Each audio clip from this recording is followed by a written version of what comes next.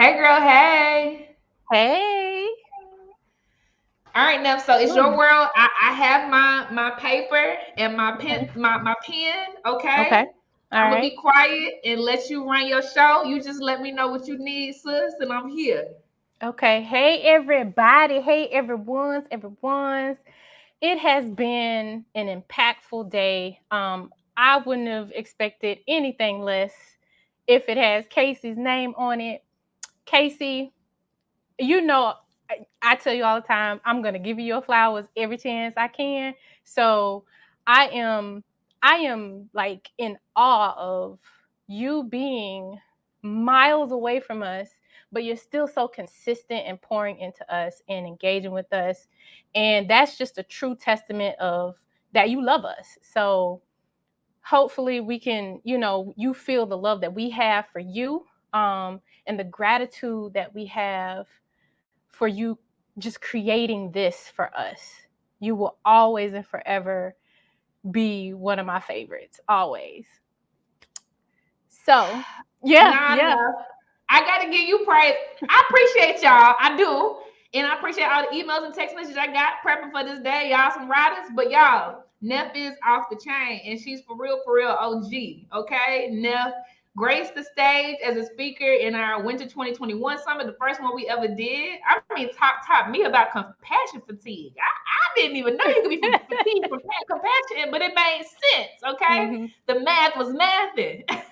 She closed us out right before I did my closer with when the village shows up, baby. When the village shows up, and I'm gonna say you manifested a whole lot of stuff in Blaze, sis. She is back. She is back right now for this, but her partnership continued to grow. She's literally a Table and Tribe, our app on Android and Apple. She's a Table and Tribe community ambassador. She legit shows up. She taps people to be accountability partners with them. She responds to people. She supports their goals for the month.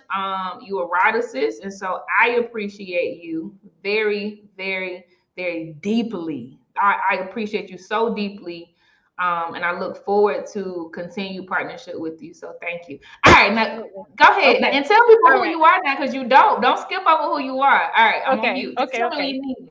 All right. So, um, I am Nefretiri McGriff. I am a certified life coach, a pre-licensed mental health counselor, certified trauma professional. I am the founder of Transcendent Living, and what we do, we offer clinical and coaching services, but we specialize. So we address anxiety, grief, depression, emotional trauma, but two very specific things that we address or specialize in is those women, adult daughters who are contending with a mother wound. And so, what a mother wound is having that very toxic or complicated, um, just a strange relationship with your mother. And it's starting to be talked about a little bit more, but we're not really honest about those kinds of things. We're really not honest about the way that we feel when we see our mother's name come across our phone and we're deciding, should I answer this? Do I have the energy? Can I give her what she needs right now? Am I in a place to even deal with this? We don't talk about how it is that we want a hug from our mothers, but it's so awkward because she's not used to being affectionate, but we're affectionate, but we get told that we're being sensitive or that we're soft. We don't talk about these kinds of things. We don't talk about how we're holding that resentment for mama not protecting us when we needed her the most. And so, with that, every Monday, there is from 7 p.m. to 8 p.m. Eastern Standard Time, there is a Release What Mama Did support group. You can go to my booth. You'll see how you can register for that. In there, we talk about any and everything. Now, I do want you to realize that it's not something like, yeah, we're going to talk our crap, of course, because that's part of the healing process. However, the release part is the most important piece of it. So you speak your truth, you speak what it is. However, this work is about you. It's not about mama. because mama did it, and there's no changing that. However, it is about you, how you're showing up, for yourself, how you're showing up in your job, your own job, the job that has your name attached to it, how you relate to people, all those kinds of things. That mother wound runs deep, and it can be passed down through transgenerational trauma. So, past that, the second thing that we specialize in is victims or survivors of domestic violence. Just recently, I was featured on Fatal Attraction on TV1. It was regarding the case of Makiva Jenkins. Thanks, Casey. And unfortunately, her relationship ended in a demise where her husband thought he was still the beneficiary of a $500,000 insurance policy. And so giving, tips about how you can see those things coming from afar, but also helping women to have a safe space. Even if you're still in that relationship, there's no judgment. I've been there. I know what it feels like to have a gun pointed to my head saying, if you leave, you leave in this way, not out that door, but by the bullet in your brain. I know what it feels like to be drugged down asphalt, to have rocks thrown at the back of my head. I know what that feels like. I know how it feels like to still not feel safe after leaving that relationship. But I also know that 1 in 3 women who choose to go back to their abuser almost end up gone. We don't see them anymore. So those two very special things, we make sure that we focus on them. We make sure that we give the women who come to us for that support the space to speak their truths, to recreate their own atmosphere of safety, and we honor every single thing of that. So if you are sorry, I'm looking at this request, I'm going to accept it. So that is what Transcendent Living does. We make sure that you are in a space to live freely, fully, and fearlessly. Those are our hopes for you. And so now that you know what it is that Transcendent Living can support you with, let's talk about some of this transgenerational trauma. So it can be, sometimes it is identified as just generational. Sometimes it's defined as intergenerational. But what it really is, it's the trauma that's passed down through generations. It's something, like I said before, the mother wound that can be passed down from, because maybe mama's treating you because that's how big mama treated her. And Casey, when you said in that panel discussion, being called heifer and not by your real name, that is trauma. That's trauma being passed down. No, call me by my name. We're not doing that. I'm not a cow. Don't do that. But when you're at that age, you don't know. You just know it hurts. You just know it hurts. So trauma is passed through our behaviors or family customs, like name calling, and it is induced, or it can be induced, through in utero exposure. So what does that really mean? Well, the cortisol levels, the different hormonal changes that mom may be experiencing while she is pregnant with baby. And those things lead to what we call epigenetic changes. So those are potential inherited changes in the genome that can be induced by environmental events. So this thing is real. It's not something that we just made up. Hypertension, all those kinds of things. And in the Black community, we are extremely vulnerable to that because we have to deal with not only racism, because the systems that were built were not built for us to thrive in. So all day we've been talking about how differently we are treated in the medical field. And it's real. It's very real. I went to a male white doctor and I told him something did not feel right with my body. And he told me, "You're just overreacting." Overreacted about what, sir?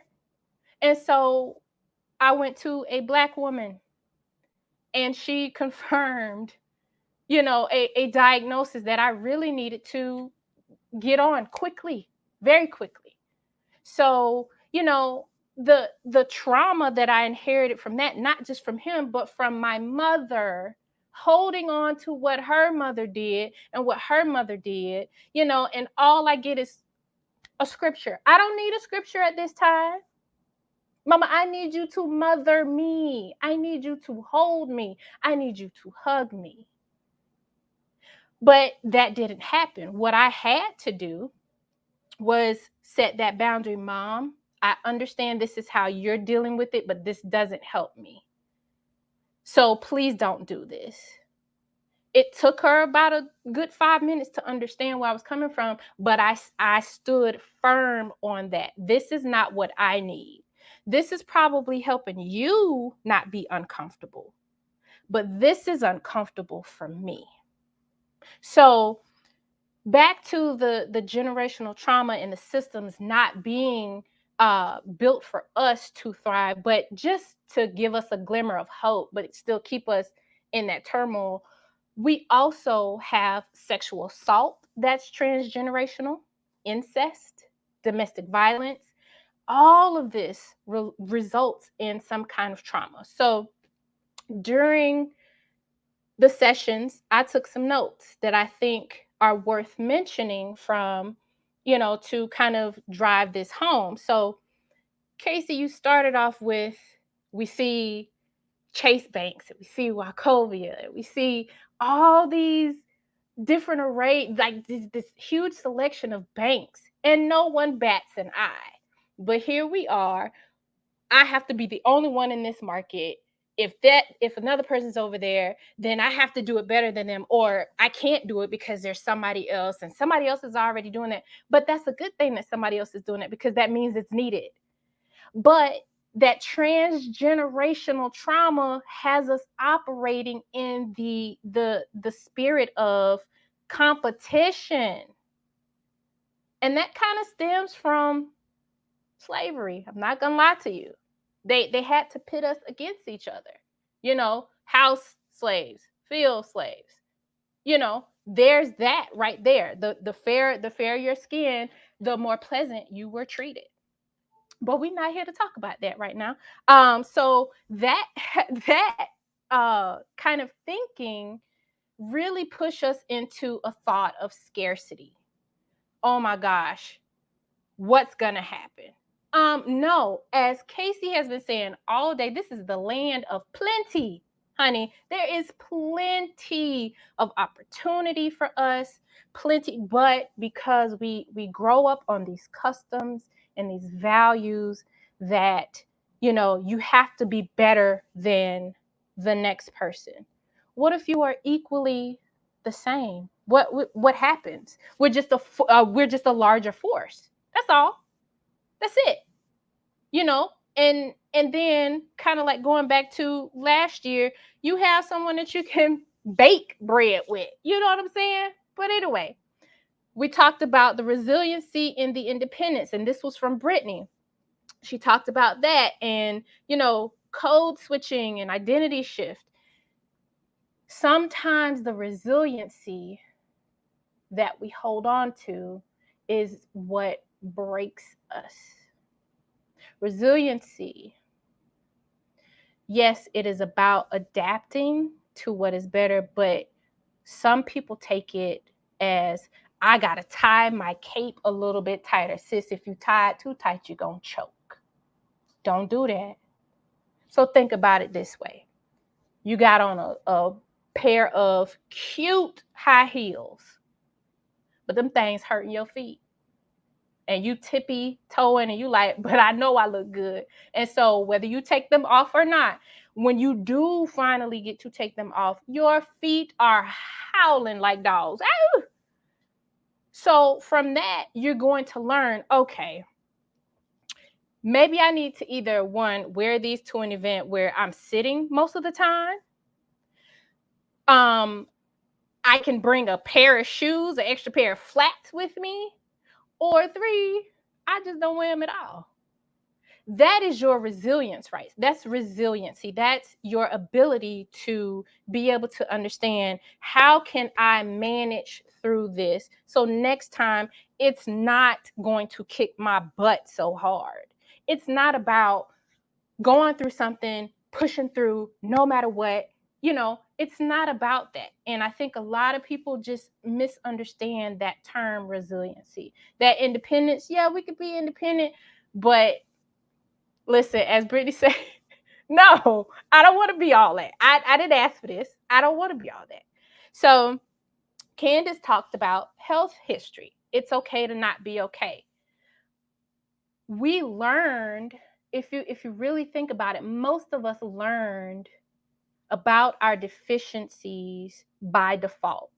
Casey, you said the only time you got labs ran was outside of the US.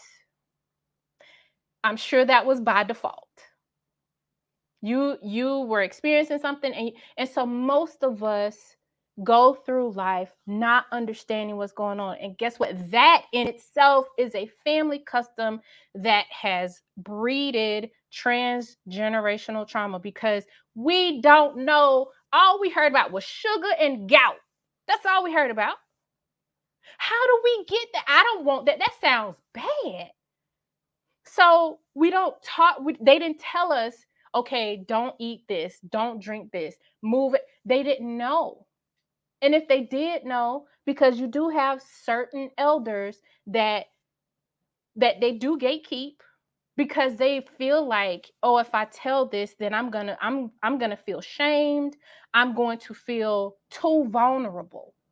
And feeling too vulnerable, that can lead into other things. Okay, so when we don't have our elders telling us, hey, I have history of, I'm just going to pick diabetes. And so when we go to the doctor and they ask you for that family chart, and you say no for mom, dad, whoever, and they're like, okay, well, you got it from somewhere. You inherit it. And then when you go back and you talk to your folks, and I've experienced it with my mom. Hey, mom, so the doctor said, and this is a true story, the doctor said, she did a wellness check on me, and she said that there is heart disease in my family. I am a candidate if I don't continue to do the things that I need to do. And she's like, I don't know. I don't know. Ask my dad. He's like, no. Okay, so either the test lied to me, or y'all just don't know. I kid you not, 3 years later, my mother had to have a triple bypass surgery. She had artery coronary disease, or however you say it. And so now in my head, I'm thinking, okay, here it is. But this is that trauma that keeps us in the dark. But now, unfortunately, that happened. But now I know, okay, that's what that test meant. So now I know what I need to do. So that in itself is a trauma. I was traumatized by it. She's traumatized by it. My siblings are traumatized by it. And so now everybody, instead of being proactive, now we're all reactive. So we also talked about, let's see. No, that was it. So with those notes, I feel like everything is meant to be. Whatever was said today was meant to be, and I think it fits so perfectly in what we're going to do. And so when we talk about trauma, and I really want you to understand how it impacts your brain, the senses, So sense memories play a huge role in trauma. Like, there was a comment earlier in the chat where it says the body keeps score. And that's a great book, by the way. And it does. That's very true. It's pre-verbal trauma, when the senses remember the trauma, but someone doesn't have a verbal memory of it. We live that every single day because it's encoded and it's engraved in the brain. So think about this. As children, we don't have an existing framework that helps us interpret trauma. The first thing we learn about the world, boundaries, coping, communicating, everything is through our families. And then everything else we learn about the world is through experience. And we carry all of this with us. And then you wonder why we're not able to problem solve. So now that I have given you this rundown of what transgenerational trauma could look like for you, now's the time to get your pens and your paper. And my first question to you, what do you feel about today's summit and why? What do you feel about today's summit and why?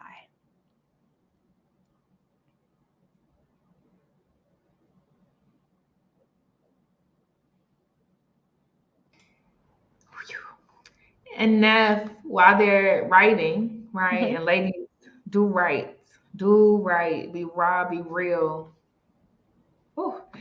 I want to tell you what comes up for me. Please. Okay. Mm-hmm. June, you write this on your own journal. Like, this is journaling for you to keep and process. You write this in your own journal. And if y'all want to, Nef gonna do what she do, right? But definitely in your own, and you can share in the chat if you want to. My first reaction that comes up is what was sparked by what you talked about in your notes. And I did not expect it. And I think because I was very unguarded, stuff came up that I would have normally pushed down. Okay. Mm-hmm. What do you feel about today's summit and why? Oh, Lord. So, two things came up. One is very controversial, but one is very hidden and I never talk about it. And I'm going to push myself to talk about the hidden thing because it's easy for me to talk about controversial things. Actually, like, I'm very guarded when I do that, right? You talked about understanding our family history, right? And like how important it is when we show up to advocate for ourselves or to get insights about ourselves, etc. And Nef, my mom's side of the family, my mom was murdered when I was 1.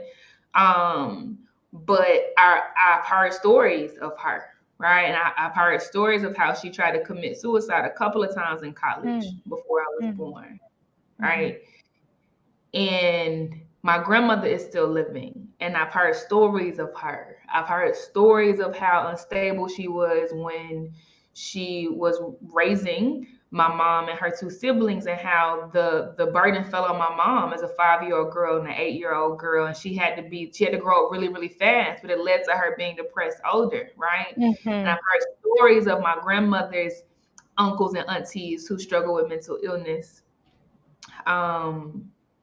And how, somebody has schizophrenia, somebody else has bipolar disorder, etc. And Nef, and these are the things I don't say when I go to the doctor's office, but me now after experiencing domestic violence, I have so much PTSD that I'm constantly fearful that I'm going to be like that side of my family. And I have shame around it, not shame around struggling with depression, anxiety, all of these things, but I fear that something has taken me over the edge, or something that's going to take me so far over the edge that I am going to be like my grandmother. You know what I'm saying? That I'm going to be like my, like, and I don't talk about it. So I don't process this at all. Now I need to. Like, now I realize I have to feel that. Yeah, Keisha just said, yeah, I have to, right? And I have to Even when I get angry, Neff, like I'm very self-conscious because I'm like, am I being crazy? Like, am I acting crazy? Am I being irate? Like, because I'm so afraid of being like my grandma was when she was raising my mother, or snap, I don't know, but and I need to keep processing this, right? But that comes up for me, and I realize it's something I should bring it up in therapy. I'm doing therapy all the time anyway. Like, I should talk to my partner about it and say, hey, like, I'm so when I get mad in here because I don't know if you think I'm crazy. Like my mama thought her mama, So thank you, sis, for that. And the second thing, and I'm gonna be quiet. The second thing that came up for me was easier for me to talk about, right? When you talked about, this story around resiliency and vulnerability that Brittany Raji shared earlier, and you said sometimes the resiliency we hold onto breaks us, right? I thought about how, even in my family, right? But it was always, but definitely even outside, like when I hear women talking in general, it is like, I know I'm going through this trial to make me stronger, right? Like I know the Lord put me through this because He want to teach me a lesson. Oh, girl, it just grinds my gear because I'm like, why do you think that's the best kind of love? Like, why do you think pain is love? Like, why do you think you have to be punished to learn something? Why can't pleasure be your birthright? Like, why can't So that came up for me when you said that because it's still so common, and it's like, no, like growth doesn't have to, like God don't have to teach you something by skinning your knees, dog. No. That's it. Humans do that, not God. If we really truly believe that God is a God of love, why do we constantly personify him as a human? We when we feel like God is disappointed in us, we automatically revert him back to the person, the physical person that we don't want to face when we think they're disappointed with us. We personify him too much as a human, and that's what humans do when you don't do what you're supposed to do. We tough love. So that's trauma. That's trauma. Yeah. That's trauma. Raven says she wants to share. It's up to you, Neff. Do you want to allow other people to share too, or do you want to go to the next? We're gonna keep that in queue because I want to. So we'll let her, when we do it, we'll let her do that one, and then if anybody want to share for the next ones, so we'll do like one a piece. Okay, beautiful. Okay. So Raven's up for that one. All right. All right. What made you feel seen today?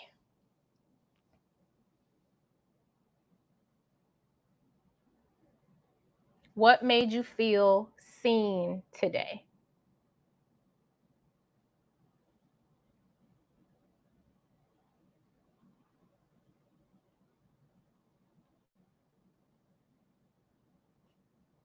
Thanks, Jackie. The next one is, what made you feel uneasy and why?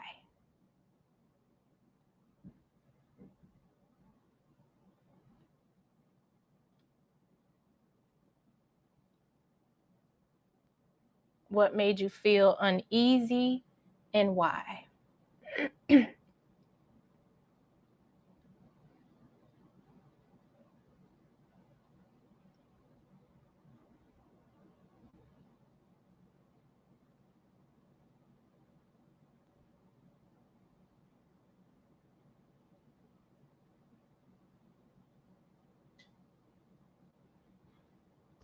And Neff, I got to tell you, what made me feel seen today was you always do this every summit in a different way, but you saying, Kate, you inbox me saying, Casey, make sure you staying hydrated. Make sure you're drinking your water. I gotta make sure you're good, baby.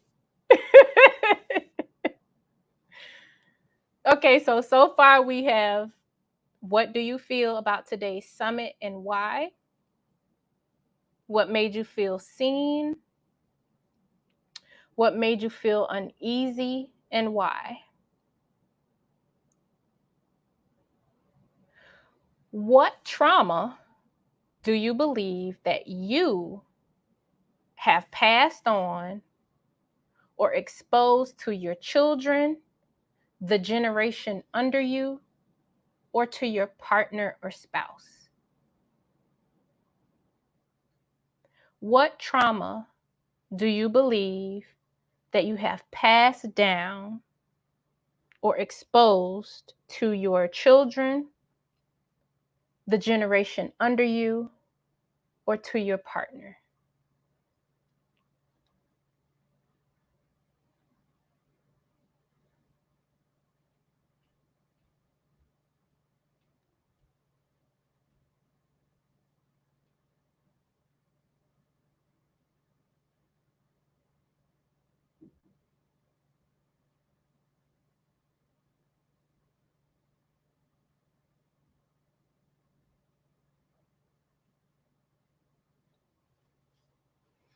Okay. Is there anything that you grieve from your childhood?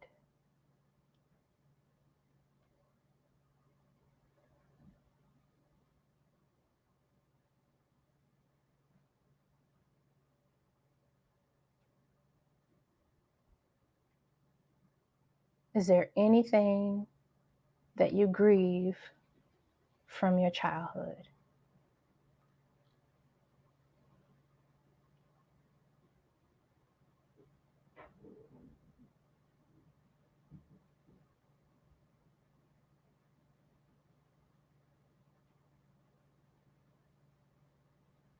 Is there anything that you grieve from your childhood?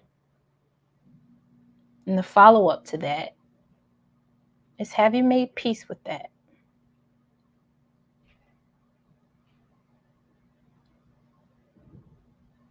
Is there anything that you grieve from your childhood? And the follow-up is, have you made peace with that?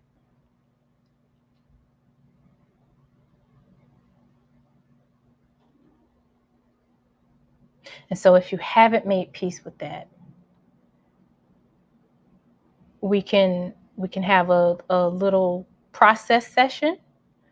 But if you feel like this is something that you know that is a barrier to your success, a barrier in some kind of functioning in your life, I strongly suggest that you add either a life coach or therapist to your support network.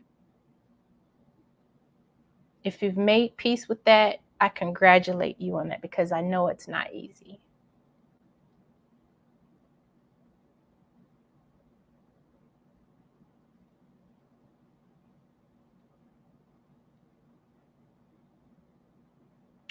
What is one thing that you have noticed that you inherited from transgenerational trauma? What is one thing that you've noticed that you have inherited from transgenerational trauma?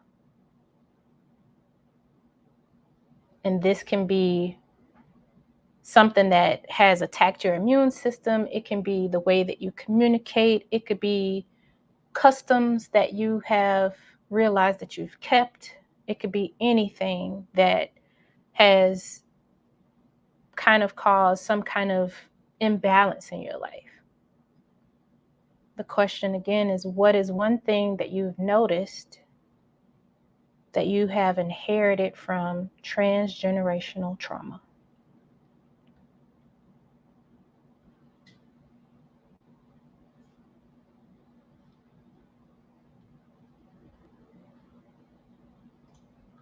You good.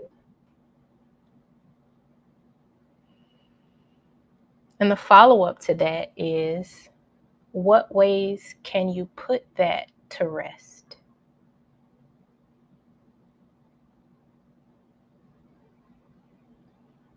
What ways can you put that to rest? And so if you are struggling with deciding on what ways to put this to rest, that means you either need to let this be for now, And when you have time, go home, run some water, make sure it's cold. Let your hand sit underneath that water, that running water, for a couple of seconds to a minute. Breathe, and then change it to warm and see, experience the change in that temperature, but still let it run from your wrists down to your fingertips. Help regulate yourself that way. But you need to come back to, at some point today, what ways can you put that thing that you inherited to rest? Because if this is no longer my burden, then that needs to be no longer your burden. Lastly, are you able to honor yourself without minimizing your experiences?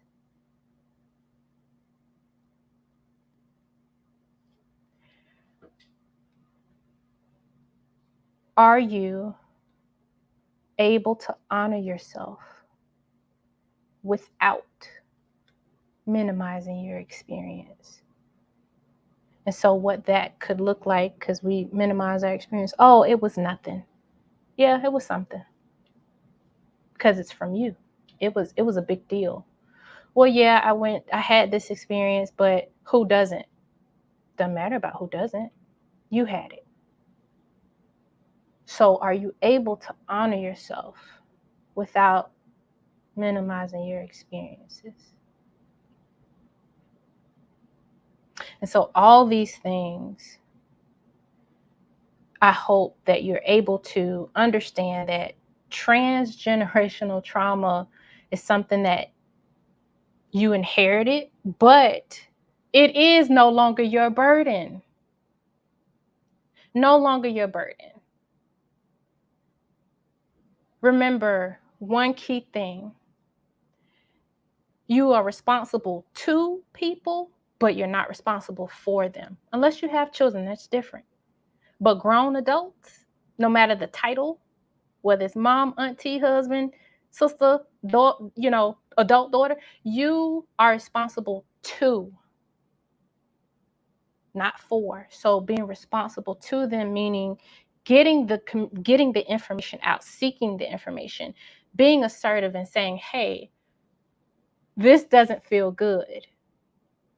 I don't like when you do this. I don't like when this happens. Or being assertive and asking for that information or researching it. Like, forget her name, but she said, if you're not gonna give me the answer, if you're not gonna help me find a way, I'm gonna make a way myself. The sequel, yeah. Yes. So transgenerational trauma, it can stop with you. It can, and it will, because we're here. We know better and we're doing better. No longer our burden.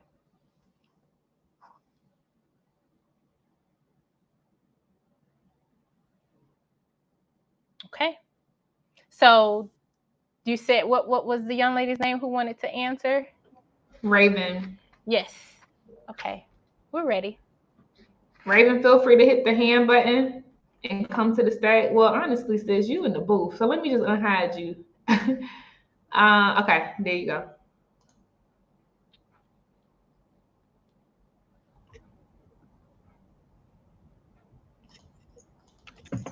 Hey. Hi. Oh, hey, sugar. The last Blaze retreat, I was pregnant. But this was really, really good. I did not write, but I typed them in my phone. And I was like, wow, this is making me teary. I haven't really cried all day. Like, this is making me teary. Well, today's summit made me feel very grounded. And it solidified a lot that I already knew, but I'm the type of person that I need extra confirmation, like extra I need somebody else to validate it before I believe it. And I know that is rooted in my childhood trauma of like not being believed and of like being talked to in a bad way. Mhm. And I have 3 kids, and I find myself a lot of times at battles with my daughter because her energy is very big. Like she's loud, she's busy, but when I'm in the process of correcting her,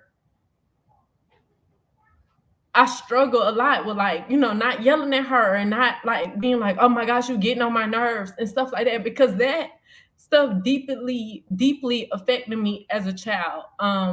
A little of my background, I was born to a mother who's on drugs. I was adopted like an in-family adoption. So I wasn't even raised with my biological mom. I was raised with an aunt who I grew up calling mom. But she would never praise my things that I did right. But if I did something wrong, it was just the end of the world. Like, and it could be something small, like I waste something on my shirt and now you messy, I can't do nothing with you. Nobody ever like, and I was always a messy child, like, so nobody was ever gonna love me. I was gonna never be able to find a husband because I was messy.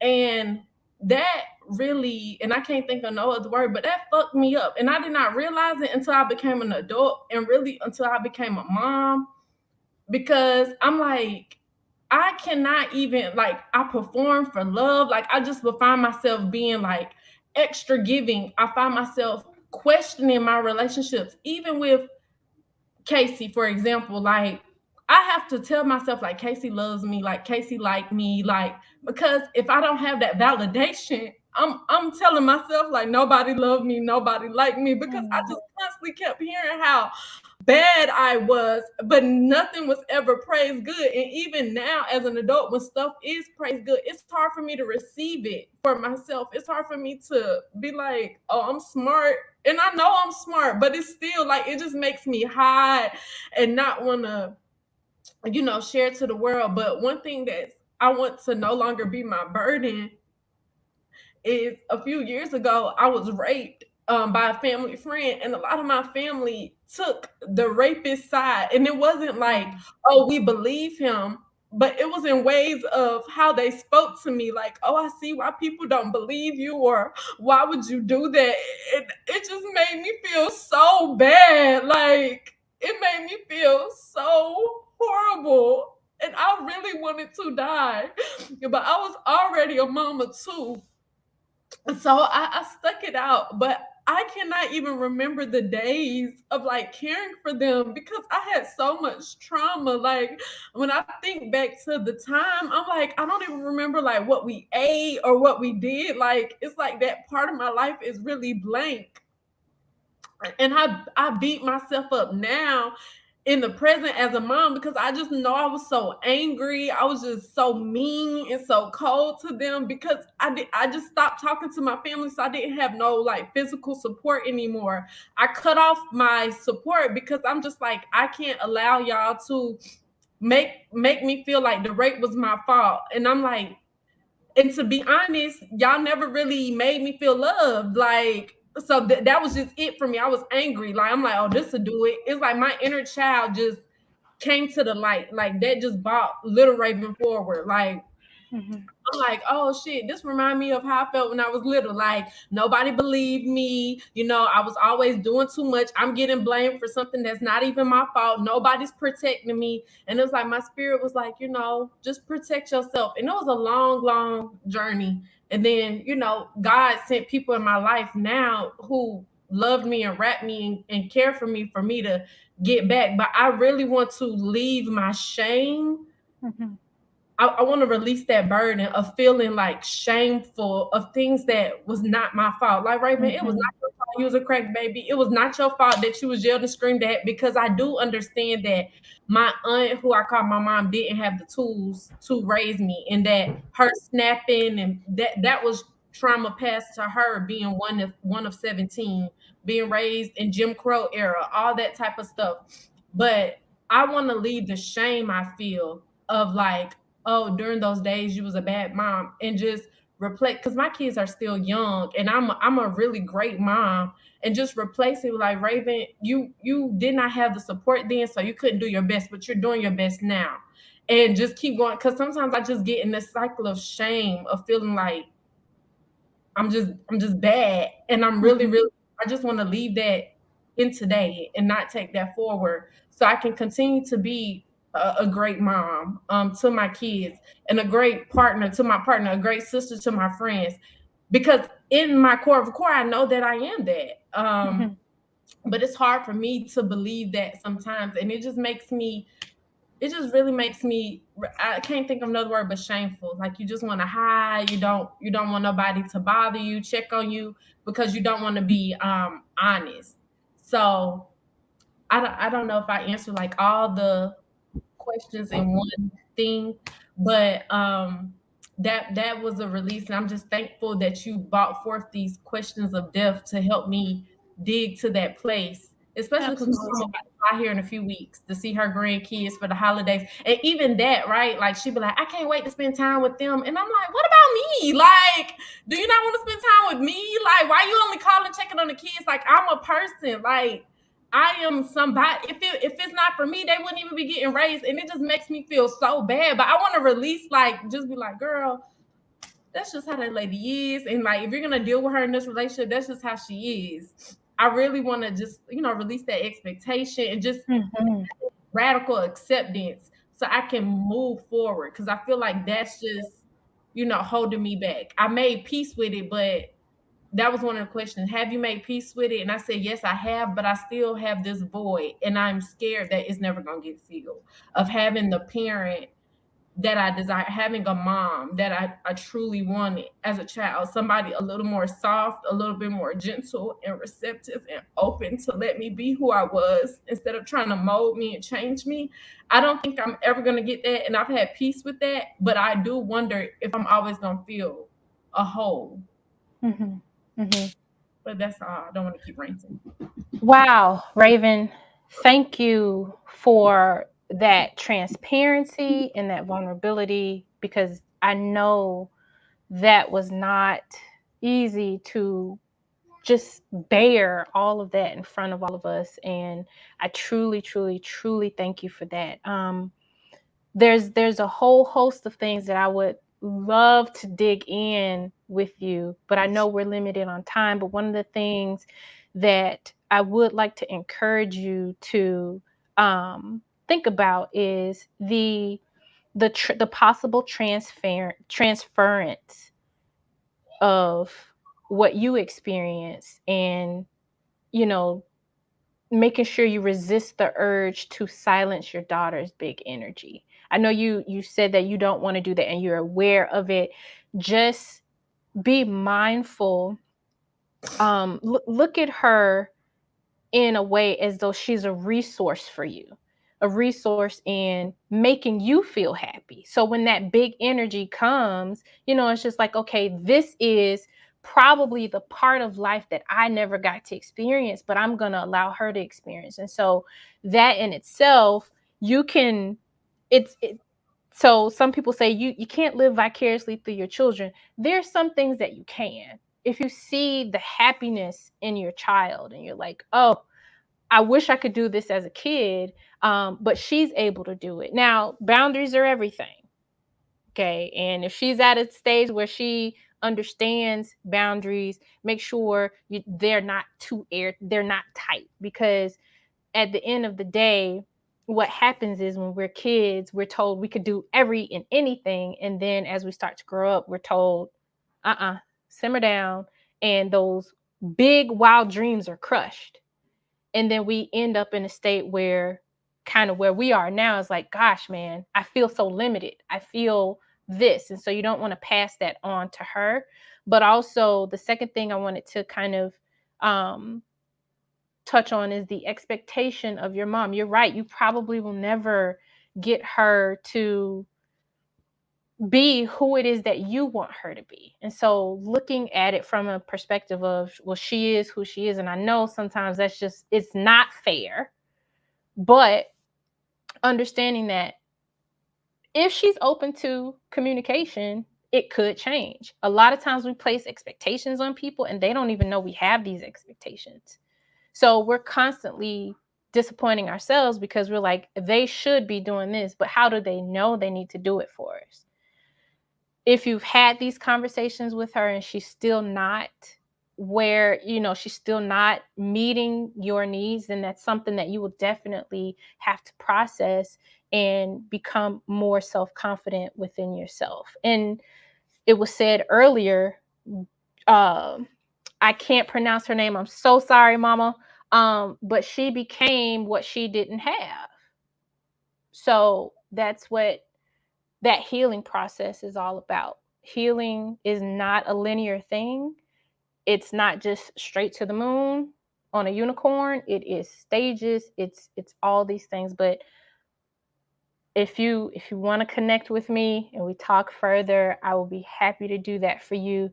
And I again just thank you for laying that burden right here in front of us all to either just appreciate you more, learn you more, and honestly send you virtual hugs. That was very big of you. Thank you for that.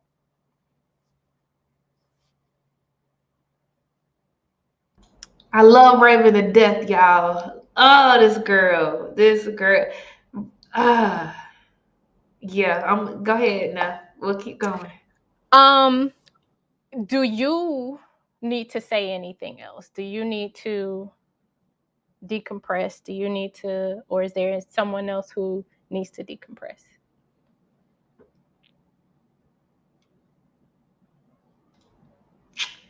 I'm just grateful for you, Neff. I'm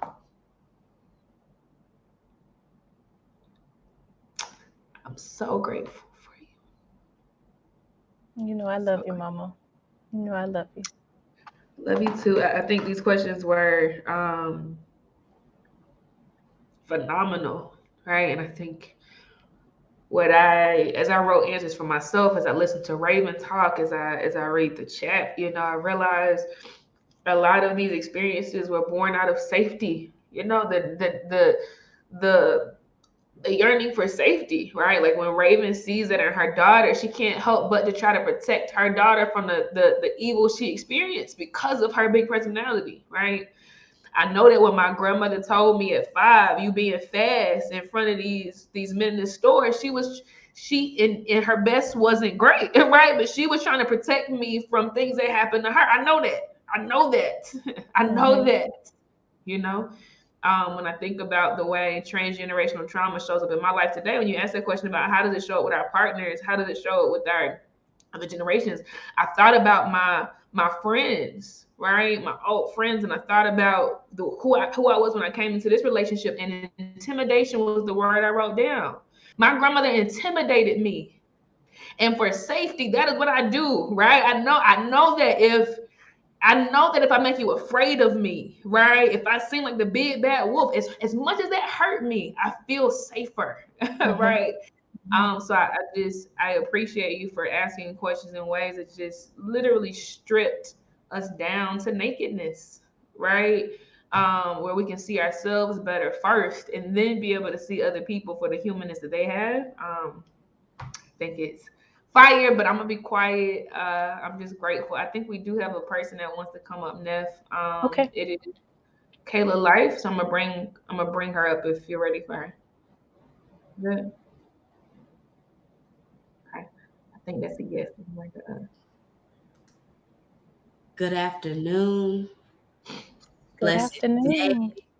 Hello, main characters. I'm a little upset because the storm happened. The devil tried to keep me from here, but God knew I needed to hear this today because this topic has been coming up a lot for me recently about my mom and my relationship with my mom and how I'm dealing with that right now, and recognizing her as a person as opposed to my mom, and what experiences she was going through with me at the age of 24. I'm 30 right now, right? My mom had me at 24. She was getting her master's and she was a single mother, right? She thought that she was going to have this perfect picture kind of life. And then it flipped on its head when she was told by my biological father's mother that he had 3 other kids before her and she had no idea.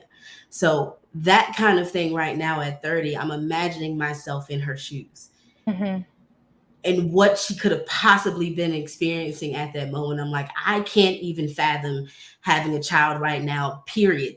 Right? Like, I'm doing so much right now, and I can't fathom a child such as myself, rambunctious, loud, bigger than life, doesn't care what people tell her, gonna do her own thing anyway, and her life is literally flipping on its head. Right. And so a lot of those experiences that I realize I experienced is because she did the best she could with what she had. And one of the things that I mentioned in the chat was that I just did a reel about this, a YouTube short of, my mom being my greatest superhero, but also my greatest supervillain. Like, recognizing that she wasn't perfect and subsequently meant that I wasn't perfect. And now I'm angry because I'm looking at you as my superhero and you don't have your shit together. What do you mean? Right? And so I'm grateful for this. I'm grateful for the alignment. I'm grateful for us just recognizing that we do have a responsibility to change what we've experienced, and even recognizing that my mother was only trying to be better than her mother. And she was, right? Like, even recognizing what she went through and what she experienced and what her life story looks like. Learning my mom now at the age of 55, right? And she's freshly divorced, it's a new experience for her. She's now experienced what she thought she should have been experiencing at 24. And so I'm experiencing that not just with my mom, but with Crystal. And it's some days it's like, you're all right, you're Crystal today, and that's who we're dealing with. And that's who we're going to talk to. And some days I do have to say, hey, I need my mom today. I need to speak to my mom today.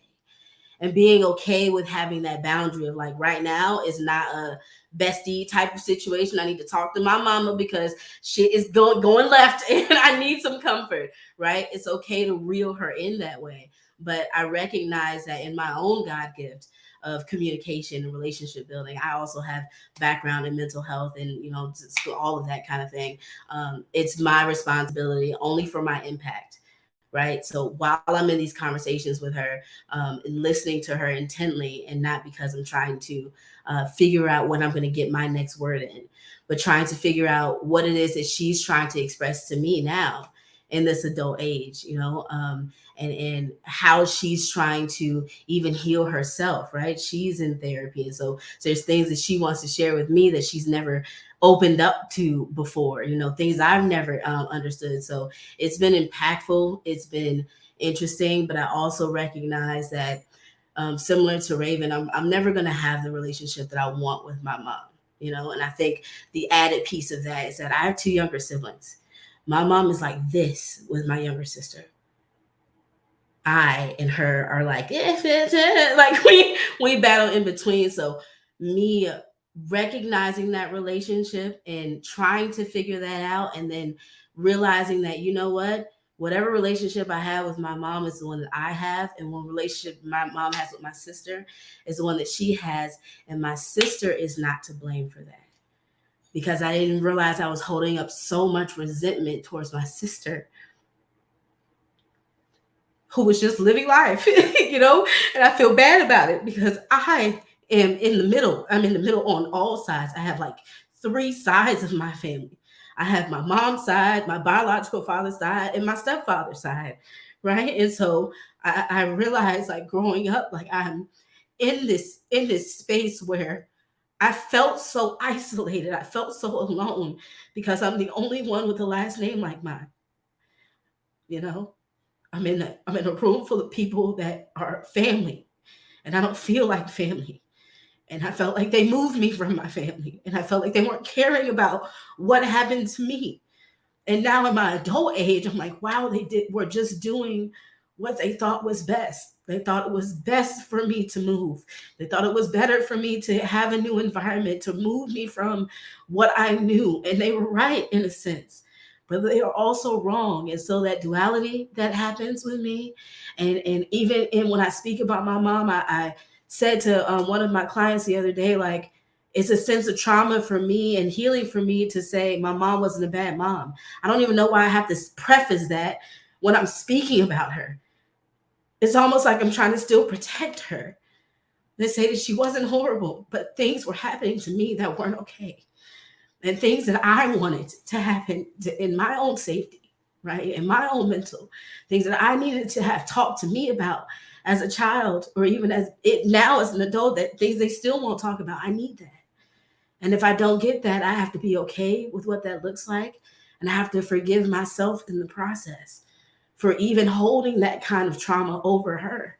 Right. And so I appreciate this. I know that whatever was happening in this storm today caused me to just come in at this moment. Shout out to you, Casey. Shout out to everyone that's here. And thank you. Thank you for this space. And thank you for even this topic. Thank you, Kayla. Mama. Whew. Well, Neff, I appreciate you. This was everything. I knew it would be everything. And just so you all know, Neff is doing a journal wind down session tomorrow, because tomorrow, and it ain't even about motherhood tomorrow. It's not even about healthcare tomorrow. But baby, when I say we're going there, we're going there. Literally no longer my burden. We are hitting all of the dimensions of womanhood, right? Black womanhood. So tomorrow's gonna be a whole nother other thing. Okay. And we're gonna end the day with a journal wind down session called attachment. So definitely, y'all get what y'all need tonight. Hydrate, rest, all of these things that a medical professional could tell you better, but we got more ground to cover. Like Neff mentioned earlier, she does have a booth. Thank you, Nicole. She does have a booth, so if y'all want to kick it with Neff over in the Buy Black Market at her tables, definitely go over there. But there are a whole lot of folk out there waiting for y'all right now. Okay. Vendors, if you can hear the sound of my voice, use that feed now. Whatever y'all doing, whatever y'all giving away, whatever music y'all playing, whatever, use that feed at the top right so that folk can see you no matter where they are. Okay. No matter where they are in the summit. If they're in the lounge, they can see you in the feed. Okay. Number two, maybe this is number three. Never got me all dizzy over here, thinking about my prompts. But number three, maybe, is if you all want to be notified when certain booths go live, when certain booths go live, go inside of their booth and just hit the notify me on the left side of their booth. Just hit the notify me button and you'll be notified when they're doing a broadcast in their space. Okay. And it's the final thing for real. And this is just a new challenge to y'all, because a lot of y'all want to connect and y'all acting scared. Okay. I'm gonna sound like my girl who was there earlier, Brittany, my St. Louis shawty. Y'all acting scared. Okay. Y'all use the feed too. If you know that you want to talk about such and such at 8:00, drop it in the feed, man. Tell folk to pull up, right? If you want to meet up inside, now they didn't say this, but I'm telling you this. If you don't even want to meet inside a Neff booth at 7:30 because you feel safe in there, tell the people in the feed and y'all meet inside a Neff booth at 7:30. Okay. But definitely commune. This is free and open space. We're intentionally allowing y'all to roam as you please, because that is definitely in line with the summit. No longer my burden. We're taking the chains off. Just take up space, man. Just be. That's all I got. I'm in Tanzania, in East Africa, so it's 1 a.m. for me. So I won't be in any booths. I'm about to go sleep with my babe. But y'all enjoy, have so much fun. We'll be back here at the top of tomorrow, same time, 4 more days. We know we're near done yet. I love y'all, and I just want to close out by saying, Raven, I love you so much, sis. I love you, love you, love you, love you, love you, love you, love you, love you, love you, love you, love you, love you, love you, sis. I'm so proud of you, not because of anything that you've done, but because you're here. You're here. Like, the lifting of your finger is beautiful to me. The way you see the world is beautiful to me. The way your eyes dance when you laugh is beautiful to me. You are everything. I'm so proud of you because you're here. You're here. You're here. You're here. You won't get there late, sis. Whatever there is, you won't get there late. Don't worry. You'll be right on time every single place that your feet touch, every hug that you encounter in your life. I tell you, it's a lot. I'm gonna tell you again, you've not met all the people in your life who are gonna love you. Okay, so just keep going, mama. All right, y'all. Nef has turned her camera off, so she's headed over to the booth. Y'all definitely go check her out. Okay, I'm going to bed. I'll see y'all in the morning. Love and light. Bye.